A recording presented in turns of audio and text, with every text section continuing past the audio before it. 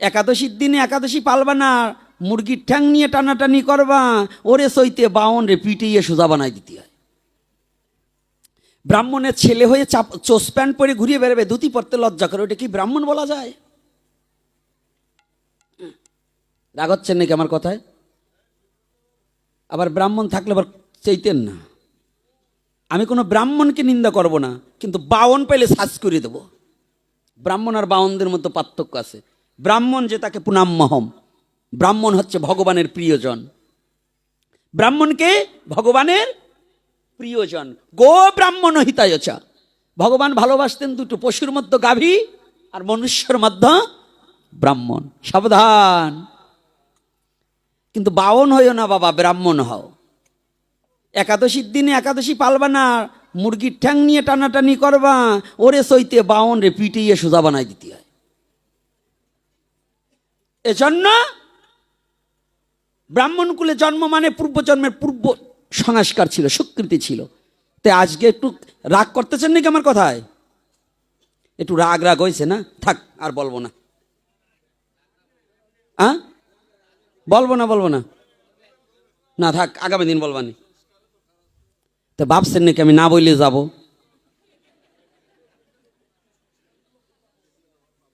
ভাবছেন নাকি আমি না বললে যাব? আমি কি না বলা জাত? মুখ দেখলেও বোঝেন না। আপনারা না শুনতে চাইলেও বাড়ি যেয়ে বলে যাব, তবু বলবো। তো এইবার দেখুন, এই একাদশীর উপরে আপনার প্রতি গৃহে খুব জোর দেবেন। একাদশী ব্রতটাকে খুব কঠিনভাবে জোর দিতে হবে। 8 বছর হইতে 80 বছর পর্যন্ত বাধ্যতামূলক একাদশী ব্রত করতে হইবে। একাদশীর দিনে মাতৃপিতৃ শ্রাদ্ধ পর্যন্ত বর্জন করিবেন। স্মার্ত মতের ব্রাহ্মণ যারা একাদশীর দিনে শ্রাদ্ধ করে, তারা আপনি জানিয়ে রাখিবেন, আপনার পিতামাতা মারা গেলে একাদশীর দিনে শ্রাদ্ধ করিলে পেতলোকে বাস, কোনোদিন তাহার মুক্তি হইবে না, ঘটবে সর্বনাশ।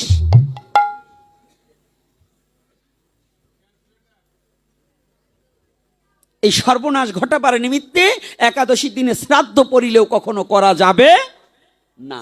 যদি বলে কোনো ব্রাহ্মণ যে আমি শ্রাদ্ধ করব না, আপনারা 3 দিন আগে যোগাযোগ করবেন, আমি ব্রাহ্মণ পাঠাই দেবো, তবু একাদশীর পরে করবেন।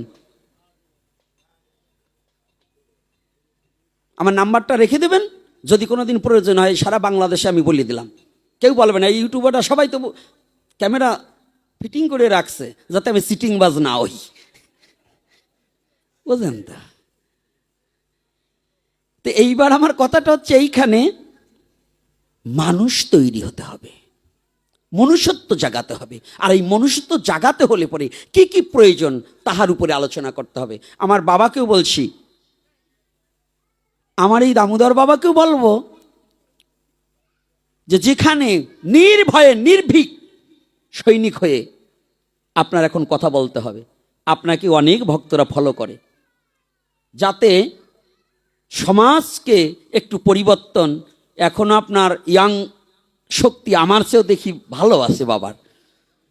হ্যাঁ, সত্য কথা। আগে দূরে ছিলাম, তার একটা কথা বলি, এই দূরে থেকে ভাবছি কি, আমি সত্য কথা বলতে কোনো ভয় পাই না। ভাবছি কি বাবা কোন মিশে কি না, কোন কোয়ালিটি। আমি মনে মনে, আমাকে একজন বলছে আপনি একবার একটু যাইয়েন। আমার ছেলে আজকে বলতেছে বাবা মহারাজের সাথে একটু দেখা করার দরকার না? আমি বলছি কি বাবা, তো দেখা তো করার দরকার, যাবই তো। যখন প্রভুর ইচ্ছায় সামনাসামনি হয়ে গেছি, দর্শন না করলে কি আর আনন্দ বাড়ে? আনন্দ বাড়বে? এখন মিশে দেখলাম যে না, আনন্দ উপলব্ধি করা যায়। তো এইরকম না হলে আনন্দ তো উপলব্ধি করা যায় না, যায় বাবা? আমরা যদি মারামারি কিলাকিলি চিল্লাচিল্লি করি, তাহলে লোকে বলবে কি? এজন্য দেখুন কোন দিক দিয়ে 1.5 ঘন্টা কেটে গেছে, বাবাও টের পায় নাই। এখন উঠতেও পারে না, বসতেও পারে না। এই হচ্ছে জ্বালা। হরি নামের এই তো স্বভাব, তাই তো। যেই জন ভজে কৃষ্ণ তার উপর জয়ে ভাব। হ্যাঁ, এই কৃষ্ণ নামের যে কি স্বভাব, এটা একবার যারা ভজন করে, হরি নামকে যারা আশ্রয় করেছে, ওরা ভিন্ন বিশ্ব জগতে আনে কোনোদিন জানে না, আনে কোনোদিন জানে না। তাহলে আজকে এই একাদশীটায় আমি আবারও চরণে হাত রেখে বলছি, পাপ হয় আমার হবে, আপনার যদি কোনো গুরু বলে যে তোর একাদশী নেই, ওই গুরুকে পরিত্যাগ করে আপনি একাদশী করবেন। দলিল বলছে, শাস্ত্র বলছে একাদশী বাধ্যতামূলক করিতে হইবে। আর সেই একাদশীকে উপেক্ষা করে যারা চলবেন, এতদিন ভুল করেছেন, আমি আপনাদের চরণে হাত রেখে বলছি, দোহাই ধর্মের, শক্তি থাকতে একাদশী করার চেষ্টা করুন। এমন একদিন আসবে, আজকে যারা, আমার বাবা একটা কথা বলেছে যে বাবা যেন আমার অহংকারটা দূরীভূত হয়। জানেন, এই অহমিকাটার কারণেই জীবের জীবনের দুর্গতি নেমে আসে। জীবের জীবনের একমাত্র দুর্গতির কারণই হচ্ছে অহংকার, অহমিকা, আর তার সাথে যোগায় হিংসা। এ দুটো বস্তু যদি কোনো মানবের দেহে প্রবেশ করে, তার ধ্বংস অনিবার্য হবে হবে হবে। এ দুটো বিষয়বস্তু যদি থাকে, তার ধ্বংস হতে হবে হবে হবে, অহংকার আর হিংসা। এ দুটো বস্তুকে পরিত্যাগ না করলে শাস্ত্রের মর্ম ভগবদ ভক্তি অনুশীলন করা সম্ভব নয়। তো এটাকে যদি দূর করতে চান, তাহলে কি করতে হবে? করণীয় কি? লীলা কথা কি? আমাদের জীবনে যদি মনুষ্য জীবন উন্নত করিতে হয়,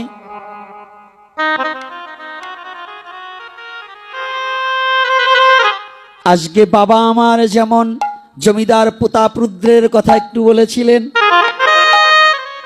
যদিও দূরে ছিলাম তথাপি ওই হরি কথাটা কর্ণে প্রবেশ করেছিল। জমিদার প্রতাপরুদ্রের কথা বলেছিল না, জমিদারি পরিত্যাগ করে যেদিন দিন ভিখারি হয়েছিল, সেদিন মহাপ্রভু তার বদন দর্শন করেছিল। তার আগে কি বলেছিল? আমি কোনো জমিদারের মুখ দর্শন করি না। মহাপ্রভু বললেন, আমি কোনো জমিদারের মুখ দর্শন করি না। এই শব্দটা যখন প্রতাপরুদ্রের কর্ণে চলে গেল, প্রতাপরুদ্র বাড়ি থেকে সমস্ত জমিদারি পোশাককে পরিত্যাগ করে ভিখারির বেশ ধারণ করে এসে দাঁড়িয়েছিল।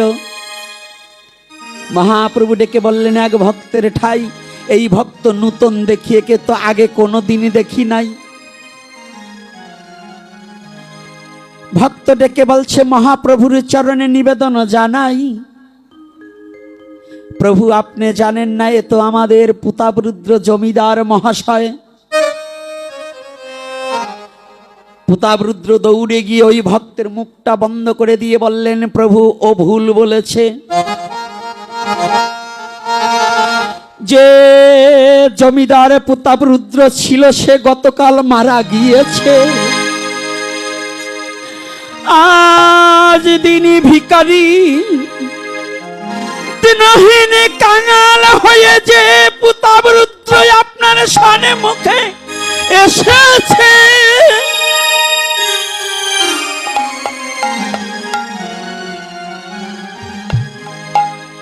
এই প্রতাপরুদ্রের একমাত্র আপনার চরণে ভিন্ন কোনো কিছু নেই। একমাত্র ভিখারি হয়ে দাঁড়িয়েছি। অমন জমিদার রাজ অহংকার পরিত্যাগ করে দিনহীন ভিখারির বেশে এসে মহাপ্রভুর সম্মুখে দাঁড়ালেন। আমাদের প্রতিটা জীবই যদি পারি সমস্ত অহংকার, অহমিকা, দর্পকে, হিংসাকে, নিন্দাকে, পরনিন্দা, পরচর্চাকে পরিত্যাগ করে একমাত্র গৌর চরণে এসে শরণাপন্ন হলে পরে আমার গৌর হরির কৃপা তার প্রতি বর্ষিত হবে। বলে হরি বল। তার কি হবে? তার কোনো অভাব থাকবে না রে, কোনো অভাব থাকবে না রে, তার কোনো অভাব থাকবে না রে। কোনো অভাব থাকবে না রে। ওরে তার স্বভাব ভালো হলে পরে কোনো অভাব থাকবে না রে। স্বভাব ভালো হলে পরে কোনো অভাব থাকবে না রে। স্বভাব ভালো হলে পরে কোনো অভাব থাকবে না রে।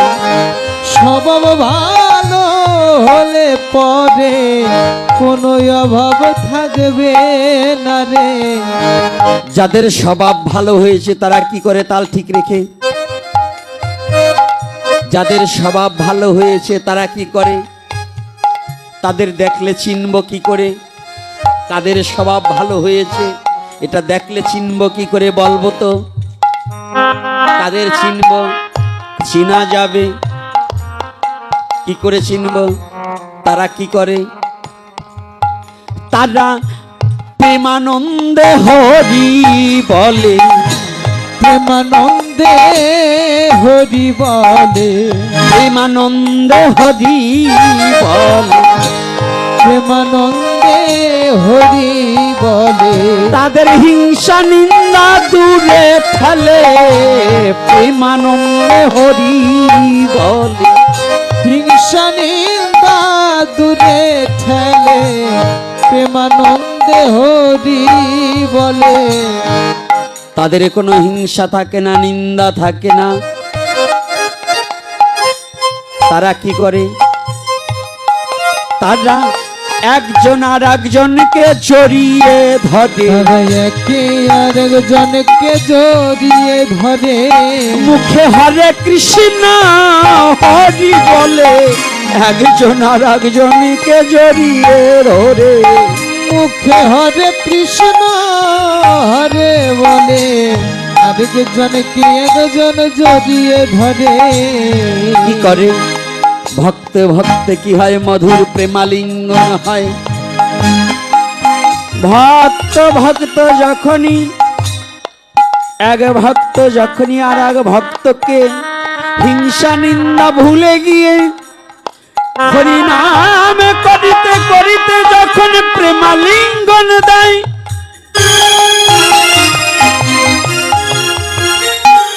গোলক ছেড়ে প্রাণ গোবিন্দ এসে ওই মাঝখানে দাঁড়ায়।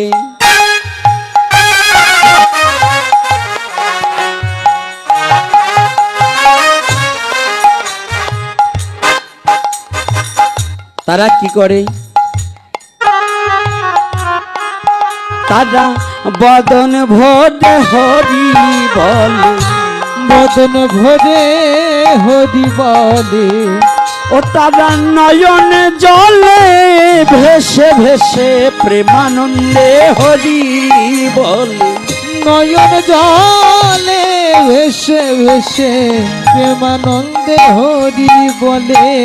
একবার হরি বল, হরি বল, হরি বল, হরি বলো। আমাদের যাবার সময় হলো, একবার প্রেমানন্দে হরি বল। যাবার আমার সময় হলো, প্রেমানন্দে হরি বলো। আর বেশি সময় থাকবো না, আগামী দিন দেখবো, কারণ আজকে তো আরো কিছু কাজ আছে আমাদের, একাদশী তিথি যেহেতু।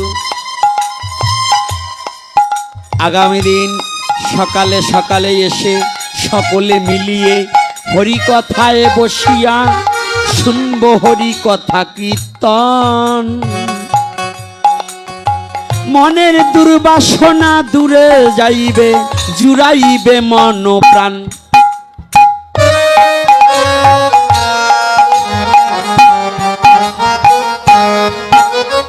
আগামী দিন যেন খালি হাতে আমরা কেহ ভাগবত আসরে না আসি। সবাই আমরা কৃষ্ণের ভক্ত, যেন কৃষ্ণকে ভালোবাসি।